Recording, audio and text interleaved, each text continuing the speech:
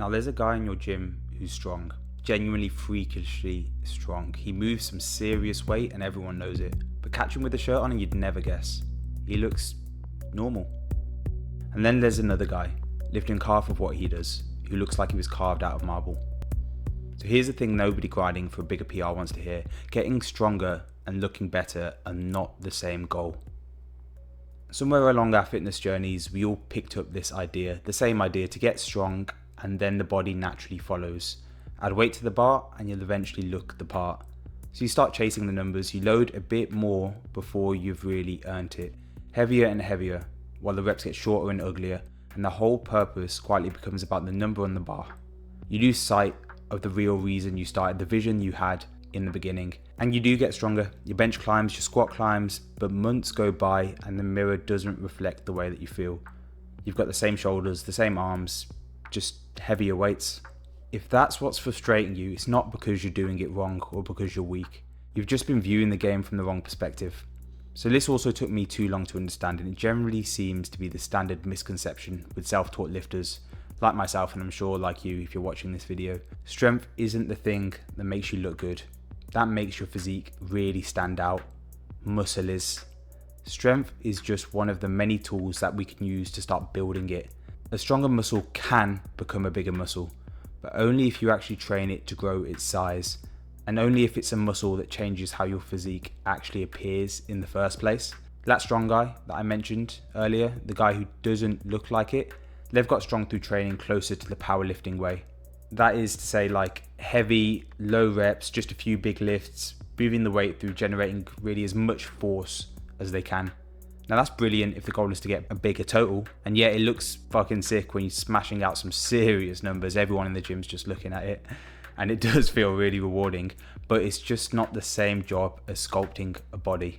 So if the goal is how you look, this is how you actually optimize for it.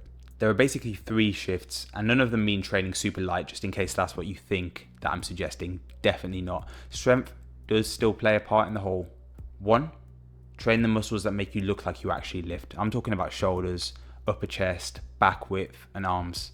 Not just a bigger bench and squat. That's a little bit too specific. A heavy squat builds strength, sure, but it's wide shoulders and a full upper back that people actually notice, even when you're wearing a shirt. 2, focus on reps and time and attention, not just weight. Most of your growth lives in that 6 to 12 rep range, taken close to failure. A rep or 2 left in the tank. For you sweats, that's going to be an RPE 8 to 9. That's where you are providing the muscle with the signal to grow and to adapt. Adding weight matters, but only when you can still control every rep through the full range of motion that particular exercise requires. 3, let strength be a byproduct, not the whole point. You still get stronger throughout your fitness journey. You know, that's how you know that it's actually working, as bigger muscles will obviously tend to lift more weight. But you get there through clean, full reps you slowly, progressively overload with. Not by turning every single set into a max attempt, not by pushing yourself ridiculously hard so that the form breaks down and you're just trying to get the weight up however you can. So what does this all look like as something that you can actually put into practice? Build your sessions around the muscles you want to show, not just the big 3. Focusing on your weak points is a good way to do this. Look in the mirror and look for where your imbalances are, or the parts of your physique you know you need improvement. Something like an incline press for your upper chest, a shoulder press and some lateral raises for width, a row and a pull-up for your back, and yes, squats or a leg press, because legs do still count. And training legs is proven to increase your testosterone while burning more calories in the upper day. Don't be a fucking stick and get it done. Work mostly in that 6 to 12 rep range and take your sets close to failure. Leave about 1 or 2 reps in the tank, not 5.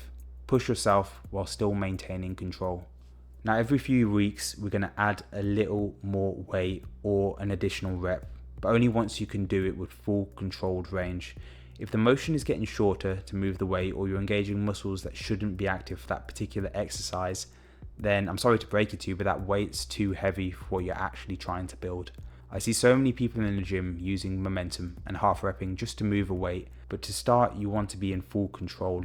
It's only later into your lifting journey when you can start incorporating techniques like partials, and only when there's a plan. Write your numbers down so that the strength still climbs over time, because it should. You're just letting it climb in service of the muscle instead of the other way around. Taking note of your lifts every session and matching or improving on them in either reps or weights is the whole concept of progressive overloading, and it's the key to all this growth. Now let me be clear, because I don't want you walking away with the wrong thing at the end of this video. I'm not telling you that strength doesn't matter, because that would be stupid, and it absolutely does play a part, a crucial part. If you're a beginner, getting stronger and building muscle are almost the same thing for the first part of your journey. So the early increase in numbers you will experience will 100% reward you. And being strong is genuinely useful in and of itself, and it's definitely worth just having on its own. The point isn't lift light. The point is what you optimize for based on your goals. Ask only, how do I move more weight, and you'll build strength, and just hope that the looks come along with it. But if you start asking yourself, how do I train this muscle to build the physique, you will get the look. Plus the strength will come with it anyway. So if you take one thing from this, let it be this: stop measuring your progress by the number on the bar and start measuring it by whether the right muscles are actually growing. Pick your weakest areas and target them. Prioritize them by hitting them first and hardest in the workout when you have the most energy. Remember, getting stronger is a tool. Looking the way you want, now that's the goal. Don't confuse the two. Aim for the muscle and the strength will follow as the byproduct. Now think back to those two guys from the start. One spent years chasing a number. The other spent them building something you could actually see. Same gym, same hours, a completely different reason for being there. And every set you get to quietly choose who you're becoming. So chase the muscle and let the strength follow. Give it the years it actually takes, and one day you'll catch yourself in the mirror as the guy you used to watch.